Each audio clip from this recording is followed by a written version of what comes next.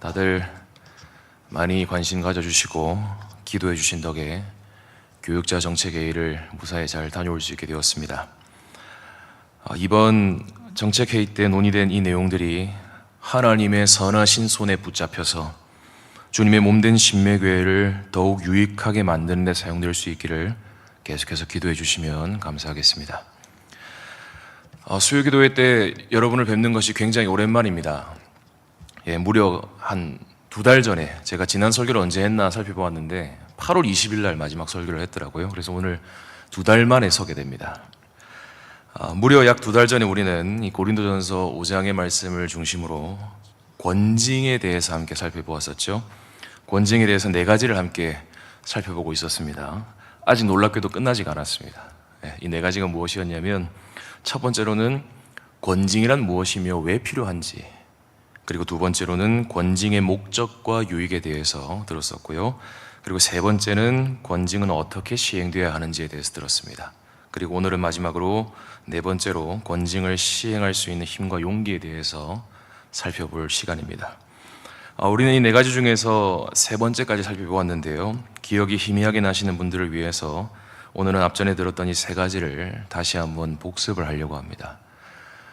어떤 분들은 그렇게 이야기하실지도 모르겠습니다. 아니 목사님, 너무 목사님 설교는 이전에 했던 내용들을 많이 반복하는 것 같습니다. 이전에 했던 내용들 또 하시는 것 같고, 그렇게 얘기하시는 분들이 계실지 모르겠습니다만은 의도한 것입니다. 왜 의도한 것이냐면 반복이 굉장히 중요하기 때문입니다. 사도 바울이 빌립보서 3장에서 이런 이야기를 한 적이 있는데 한번 들어보십시오. 바울이 한 말입니다. 빌립보서 3장 1절에서 너희에게 같은 말을 쓰는 것이 내게는 수고로움이 없고 너희에게는 안전하니라. 여러분 무슨 말입니까? 같은 말을 하는 것이 성도들에게 안전하다는 것이죠. 다른 말로 성도들은 같은 말을 계속해서 다시 한번 반복해서 들을 때 가장 안전할 수 있다. 그 말입니다. 어떤 성도님들은 그렇게 이야기합니다. 목사님 좀 새로운 말씀을 좀 들려주십시오. 좀 새로운 말씀, 새로운 해석, 새로운 관점, 좀 특이한 말씀 이런 것들을 좀 들려주십시오. 맨날 십자가 얘기, 맨날 복습 얘기 이런 것 좀 그만하시고 좀 새로운 얘기를 들려주십시오. 하지만 성경은 우리에게 그렇게 이야기하지 않습니다. 성경은 우리가 이미 알고 있는 내용들을 반복해서 듣는 것이 우리의 영혼에 가장 안전하다라고 이야기를 하고 있다는 것이죠. 그래서 저는 오늘 여러분들의 안전을 위해서 다시 한번 이 3가지 내용을 반복해서 말씀을 드리려고 합니다. 첫 번째로 한번 살펴보죠. 권징이란 무엇이며 왜 필요한지를 한번 살펴보겠습니다. 여러분, 권징은 권선징악에 대한 줄임말이었죠. 권선징악. 이 말은 우리가 다 잘 아는 것처럼 선을 권하고 악을 징벌한다라는 의미를 가지고 있습니다. 그리고 무엇보다 이 권징을 가리켜서 우리의 구주이신 예수님께서는 마태복음 16장과 18장에서 무슨 열쇠라고 말씀하셨죠? 천국 열쇠다라고 말씀을 하셨습니다. 교회를 사랑하시는 주 예수님께서 교회에게 최고의 선물을 주셨는데, 교회를 정말 사랑하시는 예수님께서 교회를 위해 최고의 선물을 주셨는데 그 선물이 무엇이냐? 바로 천국 열쇠라는 거예요.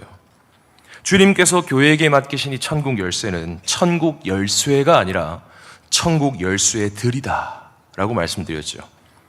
교회는 교회의 머리 되신 주님께서 주신 이 천국 열쇠의 들인 말씀과 성례와 권징을 올바르게 사용해서 이 땅에 있는 교회와 성도들에게 천국의 문을 활짝 열어주는 역할을 감당해야 하는 것입니다. 그리고 죄에 대해서는요, 문을 완전히 닫아 잠궈버림으로써 온전한 하나님 나라를 맛보여주고 죄는 이 공동체에 절대 침투해 들어올 수 없다라는 것을 보여주고 그런 역할을 감당하는 것이 바로 교회라는 것이죠. 이 천국 열쇠를 선택적으로 사용하는 것이 아니라 모두 사용해야 된다. 특별히 바울이 고린도전서 5장에서 권징이 교회에 꼭 필요한 것이다라고 이야기를 하는데 그 이유가 무엇이냐? 왜 권징이 꼭 필요한 것이냐? 6절에서, 오늘 본문 6절에서 바울이 이야기하는 것처럼 지금 고린도 내의 교회 내에 적은 누룩이 발생했죠. 적은 누룩이 발생했고 그 누룩이, 그 죄가 온 몸으로, 온 덩어리로 퍼질 위험이 있었기 때문입니다. 이러한 죄의 위협은 예나 1세기 당시나 21세기나 동일하게 발생하고 있죠. 지금 죄가 우는 사자처럼 으르렁거리면서 우리에게 달려들 준비를 하고 있습니다. 지금 우리 교회에 죄가 퍼질 준비를 지금 하고 있다는 거예요. 으르렁거리면서. 그렇게 교회에게 있어서 이 천국 열쇠인 권징은 꼭 필요한 열쇠다라고 이야기를 할 수 있겠습니다. 두 번째로 넘어가죠. 그러면 권징의 목적과 유익에 대해서 한번 살펴보겠습니다. 여러분, 권징의 목적은 그렇다면 무엇입니까? 권징의 목적은 아까도 말씀드린 것처럼 적은 누룩이, 작아 보이는 어떤 죄가 온 덩어리에, 온 교회에 퍼지는 것을 막는 것을 제일 주된 목적으로 삼는다는 거예요. 그리고 바울이 5절에서 이야기하는 것처럼 죄의 누룩을 온 교회에 퍼뜨리는 그 성도 안에 자리 잡은, 지금 교회 안에서, 고린도 교회 안에서 말썽 부리는 그 성도 안에 자리 잡은 그 육신의 일, 그것을 멸하는 것, 그 성도 안에 자리 잡고 있는 세상적인 방식, 세상적인 가치관을 멸하고 고린도 교회, 그 성도 안에 있는 고린도 도시의 그런 풍습을 멸해서 그의 영이 주 예수의 날에 온전히 구원받도록 인도하는 것 또한 권징의 주된 목적이었다라고 말씀을 드렸습니다. 다시 말해서 권징은요, 교회의 거룩함을 목적으로 합니다. 권징은 개인의 거룩함을 목적으로 한다는 것입니다. 그래서 권징은 교회의 거룩을 위해서 시행되는 것이요, 개인의 거룩을 위해서 시행되는 것이다. 여러분, 그렇다면 이 권징을 이러한 목적으로 만약에 시행한다면 교회는 어떤 유익을 누리게 됩니까? 어떤 유익을 누리게 됩니까? 얻게 됩니까? 지금 죄가 온몸에 퍼지고 있습니다. 조금 더 쉽게 이야기하면 암세포가 걷잡을 수 없을 만큼 지금 우리의 온몸에 기하급수적으로 지금 퍼져나가고 있습니다. 수술을 빨리 진행시켜서 암이 온몸에 퍼지는 것을 막아냈습니다. 그러면 몸은 어떤 유익을 얻게 됩니까? 건강이라는 유익을 얻게 됩니다. 교회도 마찬가지죠. 죄가 온몸에 퍼지고 있을 때 권징을 시행하게 되면요, 죄를 향해서 문을 딱 닫아버리고 차단하게 되면요, 온몸에 죄가 퍼지는 것을 막게 되고 그로 인해 교회가 건강해지게 된다는 겁니다. 주님의 교회를 죄로부터 지킬 수 있게 된다는 것이죠. 또한 권징은 공동체를 유익하게 하는 동시에 한 개인에게도 엄청난 유익을 줍니다. 교회가 권징을 올바르게 시행한다면 교회 내에서 죄를 퍼뜨린 그 지체가 자신의 뭘 깨닫게 될까요? 자신의 죄를 깨닫게 됩니다. 그 사람은 권징을 받기 전에는 내가 얼마나 잘못하고 있는지 몰랐습니다. 그러나 권징을 받게 될 때에 내가 그런 죄를 짓고 있었구나, 자신의 죄를 깨닫게 되는 거예요. 그리고 내가 주님 앞에서 잘못 살고 있었구나 깨닫게 되고요, 회개하고 돌이키게 된다는 것이죠. 그리고 이후에 거룩과 성결을 위해서, 주님의 뜻을 위해서 힘쓰기 시작하게 되는 것이죠.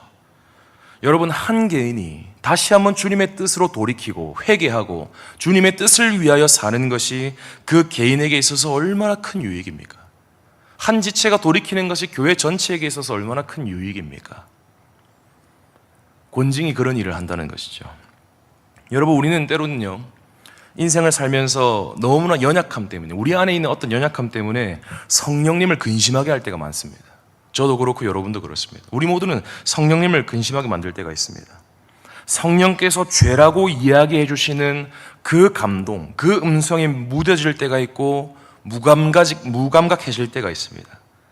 그럴 때 교회가 성령님의 음성에 민감하게 반응하여서 죄를 짓는 성도에게 여러분, 그거 죄입니다 라는 따스한 책망의 음성을 들려줘야 한다는 거예요. 그때 성도가 죄를 깨닫게 되고 돌이키게 되는 유익을 얻게 되는 것입니다.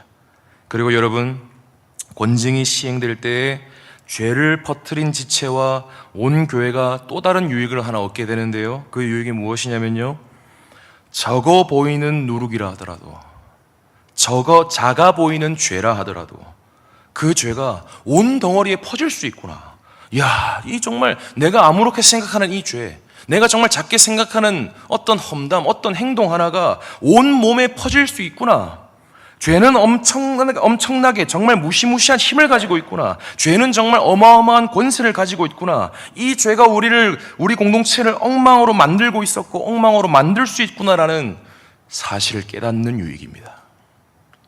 교회 내에서 권징을 시행하게 될 때 교회 내에서 권징이라는 천국 열쇠가 딱 사용되기 시작할 때 모든 성도들이, 한 개인뿐만이 아니라 모든 성도들이 교회 내에 어떤 죄가 있었는지를 알게 됩니다. 와, 우리 교회에 이런 죄가 있었구나. 이런 죄가 지금 퍼져나가고 있었구나. 그리고 자신 안에는, 와, 내 안에는 그러면, 야, 나는 몰랐는데 내 안에는 그러면 저 죄악이 없을까? 자신을 성찰하게 됩니다. 그리고 그 권징으로 말미암아 죄가 얼마나 무시무시한 것인지를 깨닫게 되고 죄에 대한 경계와 주의를 모든 성도가 가지게 된다는 것이죠. 권징으로 말미암아 성도들 한 사람 한 사람이 죄에 대해서 천국 문을 완전히 다 닫아버린다는 거예요. 그것이 권징이 가져다 두는 또 다른 유익이라고 할 수 있겠습니다. 여러분, 이 권징을 통해서 성도들이 교회 내에 있는 죄를 발견하게 되고 자신 안에 있는 죄를 돌아보게 되고 그로 말미암아 스스로 돌이키게 된다면요, 이 권징이야말로 어떤 점에서 주님의 양떼들을 돌볼 수 있는 가장 좋은 방법이요, 양떼들을 살필 수 있는 가장 좋은 방법이라고도 말할 수 있겠습니다. 세 번째로 넘어가죠. 그러면 권징은 구체적으로 어떻게 시행되어야 합니까? 여러분, 권징은요, 한 성도를 괴롭히고 못 살게 굴기 위해서는 절대 그렇게 시행돼서는 안 된다는 겁니다. 주님이 주신 천국 열쇠를 내 마음대로 내 사적인 판단과 감정을 위해서는 절대 안 된다는 거예요. 바울은 5장 2절에서 권징은 무엇보다 반드시 통한이 여기는 마음으로 시행되어야 된다라고 이야기를 합니다. 권징은 반드시 죄에 대해서 슬퍼하는 마음으로, 공동체에 발생한 죄에 대해서 비탄히 여기는 마음으로, 애도하는 마음으로 시행돼야 한다고 바울은 이야기를 합니다. 죄를 지은 한 지체를 향한 슬픔의 마음이 없이, 교회에 죄악이 퍼졌다는 사실에 대한 아픈 마음이 없이, 비탄히 여기는 마음이 없이 그저 정죄하고 꾸짖고 찍어 눌리기 위한 마음으로 권징을 시행하는 것은 정말 잘못된 방법이라는 거예요. 그것은 주님께서 원하시는 권징의 시행 방법이 아닙니다. 아무리 권징에 대해서 바른 이해를 가지고 있다 하더라도, 아무리 권징의 필요성을 느끼고 있다 하더라도, 아무리 권징의 목적을 잘 이해하고 권징의 유익에 대해서 잘 안다 하더라도 통한이 여기는 마음이 없이, 교회를 사랑하는 마음이 없이, 공동체와 죄를 범한 지체를 향한 긍휼한 마음이 없이 권징을 시행하는 것은 하나님의 뜻이 아니라는 거예요. 권징은 통한이 여기는 마음으로 시행되어야 하는 것입니다. 교회를 사랑하는 마음, 그 지체가, 죄를 지은 그 지체가 정말 저 지체가 회복되었으면 좋겠다. 정말 저 지체가 하나님의 뜻 앞에 다시금 엎드렸으면 좋겠다. 범죄한 저 지체를 다시 한번 얻고 싶다라는 그런 마음으로 시행되어야 하는 것이 바로 권징이라는 겁니다. 그죠? 하나님이 권징하라 하셨으니까, 천국 열쇠 우리에게 손에 쥐어주셨으니까 천국 열쇠를 내 마음대로, 내 기분대로, 내 뜻대로, 내 힘을 따라서 휘둘러서는 안 된다는 겁니다. 하나님께서 권징이라는 천국 열쇠를 주셨다고 하셨을 때에는 천국 열쇠에 담겨있는 예수님의 마음까지 함께 주셨다는 말입니다. 천국 열쇠 안에 담겨있는, 교회를 사랑하시는 그 예수님의 마음, 천국 열쇠 안에 담겨있는 주 예수님의 마음과는 상관없이 그저 내가 천국 열쇠만 사용해야지 하는 마음으로는 권징을 시행하면 안 됩니다. 권징은 어떤 복수를 위한 도구가 아닙니다. 권징은 어떤 수치와 조롱을 주기 위한 도구가 아닙니다. 하나님께서 사랑하시는 그 성도에게, 지금 죄를 지어서 허우적거리고 있는 그 성도에게 당신이 돌이키기를 원하시는 하나님의 마음이 있습니다. 당신이 다시금 하나님의 자녀답게 살아가기를 바라는 하나님이 계십니다. 그 하나님의 절절한 마음을 알려주고 그 절절한 마음을 들려주는 열쇠가 바로 권징이라는 천국 열쇠라는 거예요. 그런 점에서 교회가 이러한 사랑의 마음, 하나님 아버지의 마음, 주 예수님의 마음, 성령님의 마음으로 권징을 시행하지 못한다면요, 아예 시행하지 않는 것이 나을지도 모르겠습니다. 그만큼 권징을 시행하려면 그에 합당한 자세를 깊이 고민해야 된다는 말이요, 권징을 위해 철저한 기도와 교회 전체의 자기 부인이 필요하다는 말씀을 드리고 있는 것입니다. 여러분, 이처럼 권징을 시행함에 있어서 가장 중요한 것은요, 범죄한 한 지체를 향한 교회 내에 죄가 퍼졌다는 사실에 대한 통한이 여기는 마음이 자리 잡고 있어야 한다는 사실입니다. 그것이 정말 중요한 사실이죠. 자, 여러분, 그렇다면 그런 마음이 교회 안에 자리 잡고 있다고 합시다. 통한이 여기는 마음이 교회 안에 지금 다 있다고 칩시다. 그러면 구체적인 권징의 시행 방법은 무엇입니까? 저번 시간에 말씀드린 것처럼 1절 말씀에서 죄에 대한 정식적인 고발이 먼저 있어야 됩니다. 죄에 대한 정식적인 고발. 너희 가운데 음행이 있다 하던도다. 여러분, 참고로 여기서 말하는 이 정식적인 고발되는 이 죄는요, 개인적인 죄가 아닙니다. 내가 그냥 은밀하게 짓는 개인적인 죄, 나 혼자 짓는 그런 죄가 아니라 공동체에 영향을 줄 수 있는 죄. 내가 죄를 지음으로써 누군가가 그의 죄에 대해서 영향을 받고 그 사람도 나와 똑같은 죄를 지을 수 있는 그런 죄를 이야기하는 것입니다. 당시에 이 사람이 음행함으로써 수많은 사람이 탐욕에 빠지고 수많은 사람이 음행에 빠지는 일이 있었기 때문에 이 죄에 대한 고발이 있었던 것이죠. 그리고 3절에 나오는 것처럼요, 이후에 어떻게 합니까? 말씀으로 그 죄를 판단합니다. 죄에 대한 고발이 있고 그 죄에 대한 고발을 말씀으로 판단합니다. 사적으로 판단하는 게 아닙니다. 누군가 죄가 있다고 했어요? 그럼 누군가는 그거 죄 아니야 라고 할 수도 있잖아요. 그렇기 때문에 말씀으로 그것이 죄인지 죄가 아닌지 판단한다는 거예요. 교회 내에 음행이 있습니다 라는 말이 교회 내에서 특정 사람들을 통해서 들려온다면 교회의 지도자들은, 특별히 말씀 사역자들이나 중직자들은 교회 내에서 들려오는 그 죄가 사람의 기준에게 있어서 죄인지, 사람이 말하는 죄인지, 성경이 말하는 죄인지를 살펴보아야 한다, 그 말입니다. 여러분, 이런 절차가 반드시 필요한 이유는요, 가끔 교회 내에서 성경이 죄가 아니라고 말하는 것을 그거 죄입니다라고 말하는 경우가 있기 때문이에요. 또한 반대로 교회 내에서 성경이 그것을 분명히 죄라고 이야기하는데 그거 죄 아닙니다 라고 말하는 이상한 일들이 생겨나고 있기 때문입니다.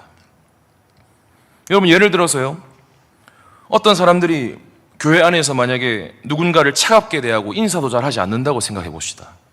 교회 내에서 어떤 사람들이 마주쳤습니다.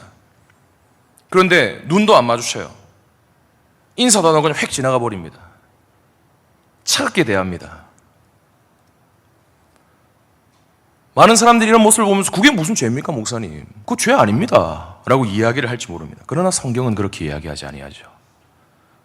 성경은 서로 사랑으로 거룩한 입맞춤으로 무난하라고 이야기합니다. 인사하라고 이야기합니다. 사랑으로 인사해 주어라. 환대해 주어라. 맞아 주어라. 안부를 물어 주어라. 웃어 주어라. 그렇게 이야기를 하죠. 그러면 교회 내에서 그런 행동을 하는 사람들을 보면서 뭐라고 이야기해 줘야 합니까? 잘못되었다고 이야기해 주어야죠. 여러분, 그와 반대로요, 또한 성경은 제사상에 올려진 음식을 먹는 것은 죄와 아무런 상관이 없습니다라고 이야기합니다. 여러분, 읽어보셔서 아시겠지만 성경은 제사상에 올라온 우상에게 바쳐진 음식을 먹는 것은 죄를 짓는 게 아니다라고 이야기합니다. 물론 믿음이 연약한 지체가 옆에 있을 때는 먹는 것을 조심해야 된다. 그 믿음이 약한 지체를 옆에 두고서도 네 마음대로 하는 것은 죄지만 그 음식을 당신 혼자서 먹는 것 자체가 죄가 되진 않는다라고 이야기를 합니다. 제사상에 올라간 음식을 먹는 것은 아무 상관이 없습니다. 감사함으로 먹으면 된다라고 이야기를 합니다. 그런데 때로 어떤 사람들은 하나님이 죄가 아니라고 이야기했지만 제사상에 올라간 음식을 먹는 것은 무조건 죄다. 그 죄 짓는 겁니다 라고 이야기할 때가 있다는 것입니다. 때로 교회에서 신앙생활을 하다 보면 죄가 아닌 것을 죄라고 이야기하면서 어떤 지체를 몰아갈 때가 있습니다.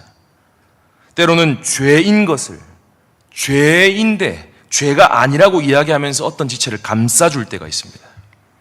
이런 것들을 방지하려면요, 교회의 지도자들이 늘 말씀 앞에 서 있어야 한다는 거예요. 교회 내에서 어떤 지체가 죄를 지었습니다. 목사님, 장로님, 어떤 지체가 지금 죄를 지었습니다 라는 소식이 들려온다면 그 죄를 지었다는 소식이, 그 사람이 말하는 그 죄가, 그 고발이 정말 말씀에 근거한 고발인지, 말씀에 근거한 죄인지, 말씀이 죄라고 이야기하는 그 죄를 지은 것인지를 살펴보아야 한다, 그 말입니다. 지금 고린도 교회 안에 음행이 있습니다 라는 이야기가 들려왔어요. 이 이야기는 말씀 앞에 딱 서서 보면 어떤 것입니까? 죄입니까? 죄가 아닙니까? 여러분 어떻습니까? 음행이 있습니다라는 소식이 들려왔어요. 이 말씀 앞에서 딱 살펴보면 이거 죄입니까? 죄가 아닙니까? 죄입니다. 맞습니다. 죄입니다. 레위기 말씀을 보면 아버지의 아내를 범하는 것은 죄다라고 정확하게 이야기를 하죠. 그 외에도 십계명과 여러 말씀들을 살펴보면 아내 외에 다른 이성과 관계를 가지는 것은 간음이요 크나큰 죄악이다라고 이야기를 합니다. 수많은 사람들이 아무리 이것은 죄가 아닙니다, 그게 뭐가 죄입니까? 라고 이야기를 한다 하더라도 말씀이 우리에게 이것은 죄입니다, 그거 죄다 라고 이야기한다면 우리는 그것을 죄로 받아들여야 한다는 것입니다. 여러분, 그 옛날에 수많은 유대인들을 학살한 히틀러를 여러분 잘 아실 겁니다. 여러분, 히틀러 공동체에서 무슨 이야기들이 일어나는 줄 아십니까? 그 중에 대다수 사람들이 유대인을 죽이는 것은 죄가 아니다, 오히려 선이다, 우리는 이 세상을 위해 선을 행하고 있는 것이다, 그런 이상한 이야기를 했다는 것입니다. 말씀이 중심이 되지 않고 말씀으로 판단을 하지 않으면 이런 일들이 생겨난다는 거예요. 우리의 모든 판단의 기준은 말씀이어야 합니다. 그러나 이 판단은, 바울이 이야기하는 이 판단은 차가운 판단이 아닙니다. 차가운 판단이 아니라 통한이 여기는 마음이 전제된 판단이라는 거죠. 여러분, 혹 어떤 분들은 제가 지금 이 자리에서 설교하면서 여러분 말씀으로 판단해야 됩니다 라고 말했다는 그 사실 하나 붙잡으시고 그 사실을 근거로 그냥 사라능 없이 통한이 여기는 마음 없이 그저 판단만 하시는 분들이 계실까 봐 두렵습니다. 여러분, 고린도전서에서 말하는 모든 옳은 판단은요, 통한이 여기는 마음이 전제된 판단입니다. 차가운 판단이 아니라 통한이 여기는 마음이 전제된 판단이라는 거예요. 한 지체와 공동체를 향한 통한이 여기는 마음이 충만한 상태에서 말씀이라는 참된 기준을 가지고서 따뜻하게 하는 판단이라는 거예요. 여러분, 그런 판단은 날카롭지 않습니다. 그런 판단은 차갑지 않습니다. 그런 판단은 송곳처럼 누군가를 찌르거나 아프게 하지 않습니다. 그런 판단은 의사의 손에 들린 메스처럼 상처를 깊이 뚫고 들어가서 상처를 도려내고 세살을 돋게 하는 판단이죠. 여러분, 그리고 바울은요, 죄에 대한 고발이 말씀이 말하는 죄로 판단이 이제 되었다면 이후에 4절에서 누구의 이름으로 모여라고 이야기하죠? 주의 이름으로 모여라 라고 이야기를 합니다. 무슨 말입니까? 교회로 모여라, 공적으로 모여라는 말입니다. 죄에 대한 고발이 지금 누군가로부터 들어왔습니다. 지도자들이, 말씀 사역자들이, 장로들이, 권사들이, 집사들이 그 죄가 정말 성경이 말하는 죄인지를 말씀 앞에서 판단합니다.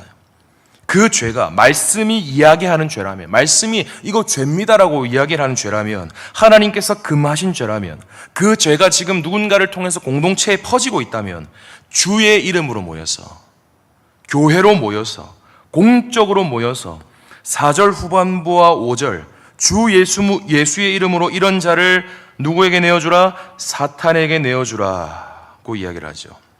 여기서 말하는 사탄에게 내어준다는 말은 원어로 보면 사탄에게 앞으로 내어줘라 라는 의미를 가지고 있다고 말씀드렸습니다. 여러분, 지금 공동체에 어떤 죄가 발생했습니다. 그 죄악이 교회 지도자들에게 들려왔어요. 말씀을 통해 살펴보니까 그 죄가 정말 공동체 전체를 오염시킬 만한 큰 죄악입니다. 말씀도 이거 분명히 죄악이라고 이야기하는 죄악입니다. 이후에 주 예수님의 이름으로 모였습니다. 자신의 이름으로 모인 게 아닙니다. 자신의 지위로 모인 게 아닙니다. 자신의 명성으로 모인 게 아닙니다. 자신의 재산을 앞세워 모인 게 아닙니다. 주님의 이름으로 모였습니다. 자신의 생각, 자신의 감정 다 내려놓고 오직 주님의 이름으로 모였습니다. 이후에 주 예수님의 능력으로, 교회의 머리이신 주님의 능력으로, 교회의 머리이신 주님의 권세로 이런 자를 사탄에게 내어주는 것이 구체적인 권징의 방법이죠. 여러분, 사탄에게 그럼 내어주는 것은 어떤 의미였습니까? 사탄의 영향력 아래에서 살아가게 해라는 말이죠. 하나님의 영향력 아래에서 살아가는 그 성도를 권징을 하면 이 하나님의 영향력 아래에서 살아가는 그 사람을 사탄의 이 영향력 밖에 쫓아내라, 사탄의 영향력 아래로 보내라, 그 말입니다. 하나님이 영향력이 없는 곳으로, 천국 열쇠가 사용되지 못하는 곳으로 쫓아내라는 말이죠. 말씀 선포가 없는 곳으로, 성례가 없는 곳으로, 성찬을 받지 못하는 자리로 내쫓으라는 말입니다. 사탄에게 내어주라는 말은요, 하나님의 역사와 하나님의 은혜와 하나님의 영광이 가득한 그 예배의 자리에서 멀리 쫓아내라는 말이요, 말씀이 들려지는 자리, 성례에서 멀어지는 자리, 기도 소리와 찬송 소리가 울려 퍼지는 그 자리에서 멀어지게 만들어라는 말이요, 하나님의 은혜를 공적으로 누릴 수 있는 자리에서 일시적으로 끊어내라 라는 말입니다. 여러분, 그렇게 되면 그 성도는요, 하나님의 은혜를 누리지 못하게 되니까 자연스럽게 사탄의 영향력 가운데에서만 살아가게 되는 거죠. 왜냐하면 하나님은 말씀과 성례와 기도와 교회 공동체를 통해서 은혜를 주시는 분이니까. 여러분, 이러한 방법은 너무한 방법이 아니라고 말씀드렸습니다. 어떤 분들은 목사님 그건 다시 생각해봐도 그건 너무한 방법 같은데요 라고 하실 분들이 계실지 모르겠지만, 이것은 너무한 방법이 아니라 우리보다 우리 교회를 더 사랑하시는 그 주님께서 정하신 방법입니다. 여러분, 교회를 얼마나 사랑하십니까? 여러분들은 예수님보다 교회를 더 사랑하신다고 말씀하실 수 있으십니까? 이 내쫓으라는 방법은 인간이 세운 방법이 아니라 나보다 교회를 더 사랑하시는 예수님이 정해주신 방법이라는 거예요. 그분이 명령하신 방법입니다. 교회의 주인이신, 교회의 머리이신 주님께서 교회에게 주신 방법이 바로 이런 방법이라는 거예요. 우리는 지금 이렇게 나와 있는 쫓아냄이 우리의 생각으로는 탐탁지 않을 수 있습니다. 그러나 우리는 내가 생각하는 권징의 방법보다, 내가 생각하는 어떤 권징의 생각보다 더 선한 방법이 이 방법이다라는 믿음으로 이 권징을 이렇게 시행해야 한다는 것입니다. 그래도 이러한 쫓아냄이 정말 이해가 안 되시는 분들은 제가 2달 전에 들려드렸던 어릴 적 집에서 쫓겨난 사건을 다시 한번 떠올려 보시길 바랍니다. 아버지는 자녀를 사랑하지 않기 때문에 괴롭히기 위해서 집에서 쫓아낸 것이 아닙니다. 오히려 자녀를 너무 사랑하기 때문에 내 자녀가 죄와 멀어졌으면 하는 마음에, 그 죄가 얼마나 강력한 것이고 못된 것인지를 알려주시기 위해서 집에서 내쫓는 것입니다. 집에서 여러분 내쫓기면 어떻게 됩니까? 집에서 내쫓기면 아버지의 얼굴도 못 봅니다. 아버지와 마주보면 식사도 못 합니다. 아버지의 음성도 못 듣습니다. 아버지에게 음성도 들려드리지 못합니다. 우리는 그제서야, 자녀는 그제서야, 내가 지금 이 가정에서 지은 죄가, 하나님의 집이라 불리는 그곳에서 지은 죄가 얼마나 못됐고 얼마나 악한 죄인지를 그제서야 온전히 깨닫게 된다는 거예요. 그러한 끔찍한 경험을 해본 자는 다시금 집 앞으로 나아가서 문을 두드리면서 애걸복걸하게 되는 거죠. 아빠, 잘못했어요. 제발 문 좀 열어주세요. 추워 죽겠어요. 다시는 그런 죄 안 지을게요. 애걸복걸하게 되는 거죠. 여러분, 자녀는 아버지의 품을 떠나서 살 수 없다는 걸 너무나 잘 알고 있습니다. 그렇게 아버지와 멀어지게 되니까 두려워지게 되는 거죠. 여러분, 마지막 4번째로 넘어가겠습니다. 권징을 시행할 수 있는 힘과 용기에 대해서 말씀드리려고 합니다. 어디에서 권징을 시행할 수 있는 힘과 용기가 생깁니까? 여러분, 원래는 이 4번째 대지와 관련해서 여러분들에게 6절, 7절, 8절을 중심으로 3가지를 말씀드리려고 했습니다. 권징을 시행할 수 있는 힘과 용기가 언제 교회에게 주어지느냐? 우리가 그리스도께서 누구인지를 깨닫게 될 때 그 힘과 용기가 주어집니다. 2번째로, 우리가 그리스도 안에서 누구인지를 제대로 깨달을 때 권징을 시행할 수 있는 힘과 용기가 생깁니다. 3번째로, 우리가 그리스도를 진정 사랑하기 시작할 때 권징을 시행할 수 있는 힘과 용기가 생깁니다. 그러나 오늘은 우리가 2달 만에 권징에 대해서 들었기 때문에 새로운 내용을 많이 말씀드리기보다는 반복해서 복습하는 데 초점을 맞추었죠. 그래서 오늘은 4번째 대지를 다 다루지는 않고 4번째 대지의 3번째 부분만 간단히 말씀드리고 설교를 마무리하려고 합니다. 다음 시간에는 간단하게 복습하고 바로 4번째 대지를 나머지를 좀 다루도록 하겠습니다. 주님의 사랑을 받고 계시는 성도 여러분, 오늘 우리 안에는, 저와 여러분 안에는, 우리 교회 안에는 권징을 시행할 수 있는 용기와 힘이 필요합니다. 용기와 힘이 필요합니다. 왜 그렇습니까? 왜 권징을 시행할 수 있는 용기와 힘이 필요합니까? 여러분 1세기 당시에도 그렇고요, 오늘날에도 그렇고요, 21세기를 살아가는 오늘날에도 그렇고 권징을 시행하는 것은 만만치 않은 일입니다. 여러분 그렇잖아요. 권징을 시행하는 것은 만만치 않은 일입니다. 여러분들도 다 아시다시피 제 주변에 가까이 있는 사람들은 대부분 목사들입니다. 다 말씀 사역자들입니다. 그런 목사 동기들과 가끔씩 카페에 모여가지고 교회에 대해서 이런저런 이야기를 하다 보면 어떤 한 동기는 자신이 사역하는 교회에 어떤 큰 문제가 지금 생겼는데 교회에서 별다른 조치를 취하지 않는다는 거예요. 엄청난 말썽이 생겼습니다. 그런데 교회에서 그냥 쉬쉬하고 있다는 거예요. 그런 이야기를 심심치 않게 저는 듣습니다. 몇몇 사람들이 지금 공동체 내에서 어마어마하게 큰 문제를, 큰 말썽을 일으키고 있는데 당회에서, 교회에서 그것을 나몰라라 하면서 쉬쉬하면서 쉽게 생각하는 일들이 생각보다 자주 일어나고 있구나 하는 사실을 굉장히 자주 듣습니다. 여러분 그것뿐만 아니라요, 개인적으로 친분을 맺고 있는 어떤 교회 집사님들과도 저는 자주 이야기를 나누는데 때로 그런 집사님들과도 몇몇 이야기를 나누어 보면 창희가 나는 지금까지 20년, 30년 동안을 교회에 다녔지만 20년, 30년 동안 신앙생활을 해왔지만 권징에 대해서는 한 번도 설교를 내가 못 들었다. 내가 지금 이 교회의 모태신앙으로 지금 수십 년 동안 교회를 다니고 있는데 목사님을 통해서 권징의 권자에 대해서는 내가 못 들어봤고 그거에 대해서 배우지도 못했다 라는 이야기를 듣기도 합니다. 여러분 이것이 한국교회의 현실입니다. 다들 무서운 거예요. 권징을 시행하면, 권징을 이야기하면 성도들이 떠날까봐, 성도들이 싫어할까봐, 성도들이 부담스러워할까봐 이야기를 하지 않은 일들이 지금 교회 안에서 빈번하게 일어나고 있다는 겁니다. 우리 주님께서는 분명히 천국 열쇠 들을 주셨는데 천국 열쇠 들 중에서 일부가 너무 사용되지 아니하고 언급조차 되지 않으니 교회 내에서 녹이 슬고 있는 것이 오늘날의 현실입니다. 심지어 권징에 대해서 들었다 하더라도, 권징이 뭔지에 대해서 배우고 알고 있다 하더라도 권징을 정작 시행해야 할 때를 마주하게 되면 정말 시행해야 되나 말아야 하나 하는 생각이 계속해서 드는 것이 사실입니다. 여러분 우리는 그런 현실을 마주하고 있습니다.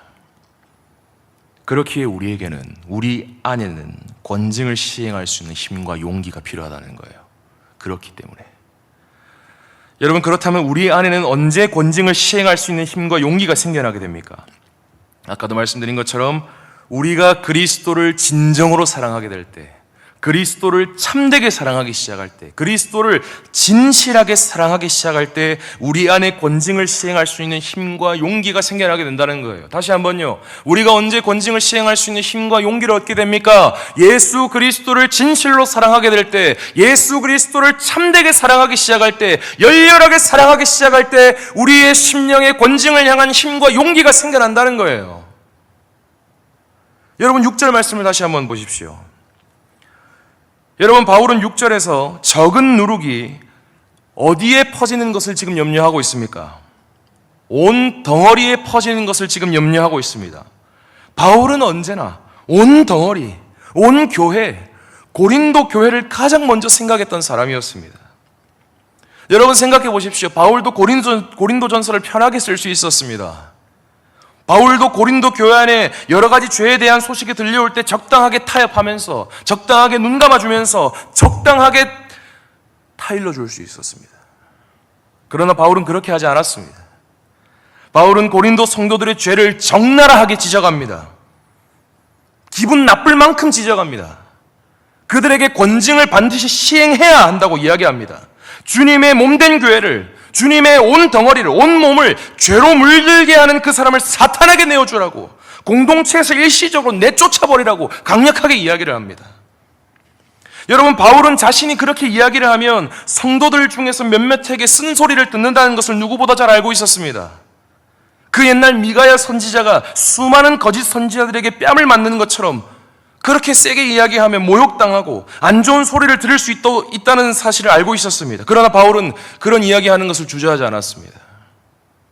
아무리 쓴소리라 하더라도, 아무리 센 소리라 하더라도 그것이 성도들을 위한 일이라면, 그것이 성도들을 위한 말이라면, 그것이 주님의 몸된 교회를 위한 말이라면 가감없이 왜곡하지 아니하고 올곧게 곧바로 전했던 자가 바로 사도 바울이었다는 것입니다. 바울 안에는 그리스도께서 세우신 교회를 향한 열렬한 사랑이 자리 잡고 있었습니다. 그런데 지금 그 교회 안에, 바울은 교회를 사랑하는데 지금 그 교회 안에 은혜의 누룩, 사랑의 누룩, 감사의 누룩이 퍼지고 있는 소식이 아니라 죄의 누룩이 퍼지고 있대요. 음행의 누룩이 퍼지고 있대요. 탐욕의 누룩이 퍼지고 있대요. 분열의 누룩이 퍼지고 있대요. 그런 사실이 들려옵니다. 주님의 몸된 교회를 너무나 사랑했던 바울은 그 소식을 참을 수가 없었습니다. 자신이 사랑하는 그 교회를 지키고자 하는 마음으로 열렬하게 불타올랐습니다. 바울 안에 자리 잡고 있었던 교회를 향한 그 사랑이 바울로 하여금 권징에 대해서 가감없이 말할 수 있는 힘과 용기를 가져다 주었다는 거예요. 성도 여러분, 바울이 고린도 교회 성도들에게 받을 수 있는 인기, 받을 수 있는 칭찬과 모든 것들을 다 포기하고 권징을 가감없이 이야기할 수 있었던 이유는요, 바울이 교회를 너무 사랑했기 때문입니다. 교회를 건강하게 세워야겠다는 그 마음, 교회를 너무나 아끼고 사랑하는 그 마음이 바울 안에 있었기 때문에 권징을 말하지 아니할 수 없었던 거예요. 성도 여러분, 오늘 우리 안에는 이 사랑이 자리 잡고 있습니까? 오늘 우리 안에는 교회를 향한 진실한 사랑이 자리 잡고 있습니까? 교회가 너무 좋아서, 교회를 생각만 해도 그냥 너무 좋아서 어떻게 해서든지 그리스도의 사랑이, 그리스도의 은혜가 이 교회 안에서 계속해서 부어지고 자리 잡고 퍼져나갔으면 하는 그 마음이 우리 안에 자리 잡고 있냐 그 말이에요. 교회 내에서 어떤 죄의 모습이 발견될 때에 그 사실로 인해 아파하고 눈물 흘리는 그 마음이 우리 안에 자리 잡고 있냐 그 말입니다. 여러분들에게 있어서 교회는 도대체 무엇입니까? 성도 여러분, 우리 안에 이 마음이 있으려면요, 그리스도께서 세우신 교회를 향한 뜨거운 사랑의 마음이 우리에게 있으려면요, 우리에게는 그리스도를 향한 사랑이 먼저 있어야 됩니다. 교회를 사랑하려면 그리스도를 먼저 사랑해야 한다는 거예요. 여러분, 우리가 너무나 잘 알고 있는 어거스틴, 아우구스티누스라고도 불리는 그 어거스틴이 이런 말을 했습니다. 그리스도를 사랑하는 것과 그리스도의 몸인 교회를 사랑하는 것은 분리될 수 없다. 다시 한번요. 그리스도를 사랑하는 것과 예수님을 사랑하는 것과 그리스도의 몸인 교회를 사랑하는 것은 분리될 수 없다. 여러분, 그리스도를 사랑한다는 것은요, 곧 교회를 사랑하는 것입니다. 보이지 아니하시는 그리스도를 사랑하는 것은 보이는 교회를 사랑하는 거예요. 그런 점에서 오늘을 사랑하는 내가 눈에 보이는 교회를 사랑하기 위해서는요, 보이지 아니하시는 그리스도를 더 사랑해야 한다는 말입니다. 우리 안에 예수 그리스도를 향한 진실한 사랑이 시작될 때, 우리가 그리스도를 온전히 사랑하기 시작할 때 주님의 몸된 교회를 온전히 사랑할 수 있게 된다 그 말입니다. 우리가 주님의 몸된 교회를 온전히 사랑하기 시작할 때 우리는 교회에서 권징을 이야기할 수 있는, 시행할 수 있는 힘과 용기를 얻게 되는 거예요. 내가 사랑하는 교회가 죄로 무너지고 죄로 오염되는 것을 볼 수가 없기 때문입니다. 성도 여러분, 여러분들은 우리 주 예수 그리스도를 사랑하십니까? 다시 한번 여러분 대답해 주십시오. 저는 오늘 그 대답을 꼭 들어야겠습니다. 여러분들은 우리 주 예수 그리스도를 진실로 사랑하십니까?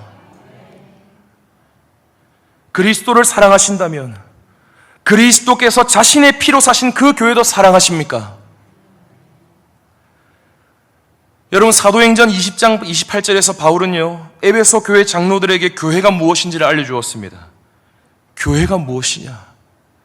교회는 하나님이신 예수님이 자기 피로 사신 교회입니다. 하나님이 자기 피로 사신 교회라는 거예요. 자신의 희생으로 세운 공동체가 바로 교회라는 것입니다. 교회는 하나님이신 그리스도께서 자기 피로 사신 교회입니다. 그만큼 예수님이 이 교회를 사랑하신다는 말이에요. 여러분, 이 구절 안에 들어있는 하나님의 교회를 향한 사랑 여러분 느껴지십니까? 우리의 구주께서 이 교회를 다른 그 어떤 것이 아니라 바로 이 교회를 자신의 목숨 바쳐서 사랑하신다는 그 말이에요. 내가 피를 흘리는 한이 있더라도 내가 이 교회를 사랑하겠노라. 내가 죽는 한이 있더라도 내가 이 교회를 세우겠노라. 이 교회를 나의 목숨과 바꿔도 될 만큼 사랑하신다, 그 말입니다. 성도 여러분, 나중에 시간 되시면 아가서를 한번 읽어보십시오. 아가서를 보시면 남녀의 사랑을 정말 생생하게 묘사합니다. 남녀의 사랑이 또한 얼마나 뜨거운지를 이야기를 합니다. 남녀 간의 사랑이 얼마나 뜨거웠든지 죽음만큼 강하대요. 불길처럼 강력하게 일어난대요. 여러분, 남녀 간의 사랑이 죽음같이 강력하고 불길같이 뜨겁다면 자신의 신부인 교회를 향한 예수 그리스도의 사랑은 얼마나 강력하겠습니까? 얼마나 뜨겁겠습니까? 얼마나 불타오르겠습니까? 우리 주님께서는요, 나를 사랑하시는 주님께서는요, 이 교회를 세우시기 위해 십자가에 죽으셨습니다. 나를 구원하시기 위해, 내 죄를 사해 주시기 위해 십자가에서 죽으신 것도 맞지만 궁극적으로는 바로 이 교회를 세우시기 위하여서 자신의 목숨과 맞바꾸어도 좋을 이 교회, 하나님과의 연합, 이웃과의 연합이 온전히 회복되는 이 교회, 하나님과 이웃과 깨어져 버린 하나됨을 다시금 회복할 수 있고 누릴 수 있는 이 교회를 세우시기 위해 그분이 십자가에 달리셨고 모든 물과 피를 쏟으셨고 잔혹한 죽음을 감당하셨다는 것입니다. 오늘 우리는 날마다 십자가를 바라보아야 합니다. 왜 십자가를 바라보아야 하느냐? 십자가를 바라볼 때 우리는 알게 되기 때문입니다. 예수님이 나를 얼마나 사랑하시는가? 야, 예수님이 나를 목숨 바쳐 사랑하시는구나. 그걸 깨닫기 때문에 우리는 십자가를 바라보아야 한다는 거예요. 십자가를 통해 흘러내리는 바로 그 사랑으로, 우리를 먼저 사랑하신 바로 그 사랑으로 주님을 사랑할 수 있는 힘이 주어지기 때문에 우리는 십자가를 날마다 바라보아야 합니다. 동시에 우리는 또 십자가를 바라보아야 합니다. 왜 십자가를 바라보아야 하느냐? 우리는 십자가를 바라볼 때 주 예수님이 나뿐만이 아니라 온 교회, 온 덩어리, 온 몸을 얼마나 사랑하시는지를 함께 깨달을 수 있기 때문입니다. 우리는 십자가를 바라보면서 야, 예수님이 나를 사랑하셔서 나를 위하여 피를 흘려주셨구나 하는 사실과 나를 자신의 생명과 맞바꿀 만큼 나를 사랑하시는구나 하는 사실을 깨달아야 해요. 동시에 우리는 십자가를 바라보면서 예수님이 온 교회를 사랑하사 온 교회를 위해 피를 흘려주셨구나 하는 그 사실과 온 교회를 자신의 생명과 맞바꿀 만큼 사랑하시는구나 라는 사실을 깨달아야 합니다. 그러니 성도 여러분, 이 자리에 주님의 교회를 온전히 사랑하고 싶은 분들이 계십니까? 진정 교회를 사랑하는 마음으로 권징에 대해서 따뜻하게 그러나 올곧게 이야기하고 싶은 분들이 계십니까? 예수 그리스도를 진실하게 사랑할 수 있기를 주 예수님의 이름으로 축복합니다.